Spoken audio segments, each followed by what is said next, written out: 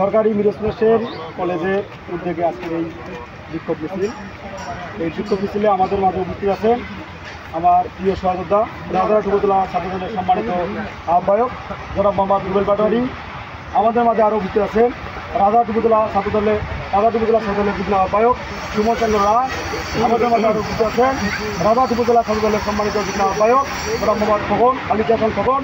আমাদের মাঝে আরও উপস্থিত আছেন সরকারি মিডল স্কুল কলেজের সম্মানিত সচিব হিমু এবং আজকের এই প্রোগ্রামের সম্মানিত সভাপতি সরকারি মিডল স্কুল কলেজের সম্মানিত আহ্বায়ক জনাব মোহাম্মদ আকরামুল এবং আমার সাতটি ইউনিয়নের সভাপতি সেক্রেটারি এবং কমলমতি স্টুডেন্ট সকলের ভিতরে হলে আমার রাজারহাট উপজেলা ছাত্রদলের পক্ষ থেকে সংগ্রামী শুভেচ্ছা ও সালাম। আসসালামু আলাইকুম। মূলত এখানে বক্তব্য আমাদের কিছুই নাই, আমাদের রাজপথে আসারও কোনো দরকার নাই। আমাদের কাজের জীবন, আমাদের কর্মজীবী জীবন, কিন্তু এই জীবনে আমাদের যতটুকু অতিষ্ঠ হচ্ছি, এক পর্যায়ে আমরা 17 বছর অতিষ্ঠ হয়েছিলাম এই ফ্যাসিস্ট হাসিনার জন্য। আমরা দ্বিতীয়বার দেশকে স্বাধীন করার পরেও আজকে আমরা পরাধীন। দেখা যাচ্ছে এই ফ্যাসিস্ট সরকারের ছাত্রলীগ যারা ছিল তারা ছাত্র দলের সম্মুখে যারা রাজনীতি করেছে, যারা মিছিলের প্রথম সারিতে যারা ছিল তাদেরকে খুঁজে খুঁজে হত্যা করতেছে। আমরা দেখতে পাচ্ছি ঢাকা বিশ্ববিদ্যালয়ের মেধাবী ছাত্র সাম্য ভাই, তাকে ছুরিয়াঘাতে রাত 12টার সময় হত্যা করেছে। আমরা বুঝতে পেরেছি আমরা যে আশায় দেশকে স্বাধীন করেছি সেই দেশ এই স্বাধীনতায় নাই। আমরা দেখতে পাচ্ছি এই দেশ আবার ওই 1971 সালের এবং 2023 সাল 22 সাল 18 সালের অবস্থায় ফিরে আসতেছে। আমরা ছাত্রদল রক্ত দিতে শিখেছি, আমরা ছাত্রদল জীবন দিতে শিখেছি। আমরা আর দ্বিতীয়বার এই বাংলাদেশে স্বৈরশাসককে আমরা স্থান দিব না।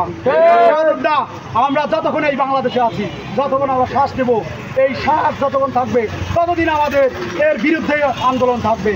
সমবায় একটি মেধাবী ছাত্র ছিল, এই সমবায় রুর মাত্রা কামনা করছি। এই সমবায় আমরা যারা খুন করেছে তাদেরকে ধরে গ্রেপ্তার করে ফাঁসির দাবি জানাচ্ছি। আপনারা 2-4টা টোকাই ধরে আপনার জেলে ভরবেন, আমরা বুঝতে পারবো যে টোকাই ধরছেন, আমরা ভাববো যে সম্ভবতার বিচার হয়ে গেল। আমরা সেটা মানি না। প্রকৃত যারা খুনি তাদেরকে আমরা চাই, তাদেরকে আমরা দেখতে চাই ফাঁসির কাঠগড়ায়। আমি সম্মানের সাথে বলতে চাই, অন্তর্বর্তীকালীন সরকার ডক্টর ইউনূস সাহেব, আপনি একজন বিশিষ্ট ব্যবসায়ী, আপনি একজন সম্মানী ব্যক্তি, আপনি রাজনীতির কিছু বোঝেন না। আপনি এই বাংলাদেশে অতি অবিলম্বে নির্বাচন দিয়ে যে সরকার এই বাংলাদেশে প্রধানমন্ত্রী হবে তার হাতকে শক্তিশালী করতে হবে। তার হাতকে দিয়ে এই বাংলাদেশে আমাদের যেমন কার্য ধারাবাহিকতা আছে, জনাব মোহাম্মদ তারেক রহমান যেমন বলেছেন এই বাংলাদেশে 31 দফা, এই 31 দফায় নির্বাচন আছে। বাংলাদেশ কিভাবে চলবে, বাংলাদেশ কোন ধারায় চলবে? 31 দফা যদি বাস্তবায়ন হয় এই বাংলাদেশ সোনার বাংলাদেশে গড়ে উঠবে। বেশি কিছু বলতে চাই না। প্রশাসনদেরকে আমি দৃষ্টি আকর্ষণ করে বলতে চাই, আপনারা অতি অবলম্বে এই সাম্য ভাইয়ের হত্যার যারা প্রকৃত বিচার, যারা প্রকৃত যারা খুনি তাদেরকে অবিলম্ব ধরে ফাঁসির কাঠগড়ায় দাঁড় করাবেন, এই আশা ব্যক্ত রেখে আমি আমার সংক্ষিপ্ত বক্তব্য শেষ করছি। শহীদ জামান হোক, খালেদা জিয়া জিন্দাবাদ, তারুণ্যের অহংকার, তারেক রহমান জিন্দাবাদ, তারেক রহমান ফিরে এসে আসবে ফিরে বাংলাদেশে।